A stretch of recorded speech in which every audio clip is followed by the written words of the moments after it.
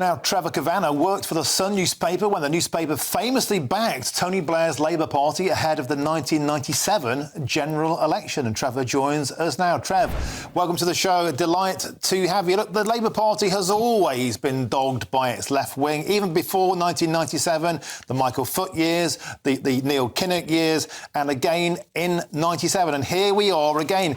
Is this simply a case of history repeating itself? Does this always happen? And in particular, are there any parallels between now and that famous landslide in 1997? Well, we had old Labour, we had new Labour, and now we have socialist Labour. As Keir Starmer has confessed, he is a socialist, and yet you have the socialists at war with each other. I mean, Jeremy Corbyn and Diane Abbott would both be proudly socialist and admit the fact that they're socialist, and yet they've both been booted out by Sir Keir Starmer, who is now in trouble with his own party over the way those people have been treated, and particularly Diane Abbott, who is a special case in so many ways. The first black MP in Parliament, the first black MP to hold the sort of position that she's had in the hearts of the Labour loyal membership over several decades. And yet she's been treated in a very furtive way by the leader of the party here. And I think the anger that this has aroused in any normal circumstances, I think, could have knocked the Labour Party's election campaign sideways. But in this instance, you feel that momentum is such behind them, the lead is so big, that they'll get away with this. I mean, the comments that she made around the Jewish community not really being able to experience racism were astonishing. And that would surely have done for the career of almost any other politician. Well, that's right. And now you've got people on the left accusing Starmer and others of Islamophobia and racism in relation to members of the party. Well, that's an astonishing allegation. This has dominated the news now for nearly 3 days. And I think that when this sort of story goes on for a week or more, it really does begin to erode the position of the party in various ways. So, you know, maybe all bets are off about a landslide Labour victory. I don't know.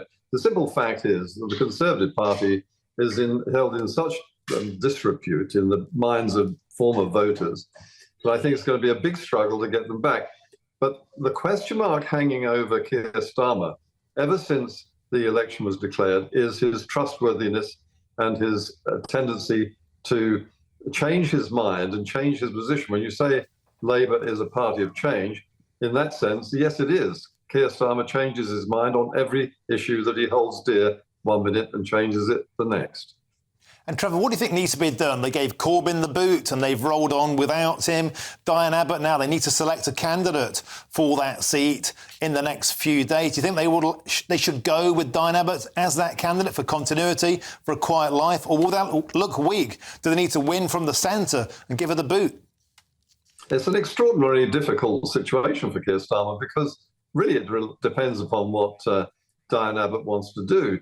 She was apparently ready to retire until she was treated so shabbily. I mean, the simple fact is that Keir Starmer would have known, surely, about what stage the inquiry into Diane Abbott was at.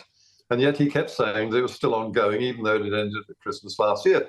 So I think that if Diane Abbott dug her heels in, and she looks potentially to like doing so, and decides to stand as the candidate, I think she would win. I think there's a very good chance that Jeremy Corbyn will win in Islington. That puts two rather big thorns in the side of a Starmer premiership. Trevor Kavanagh, it's a delight to have you on the show. A journalist I studied myself at Journalism College 30 years ago. The rest were obsessed with The Guardian. I followed you, and look, here we are now. Always a pleasure. Thank you very much, Trevor Kavanagh. Always a pleasure to have you on the show.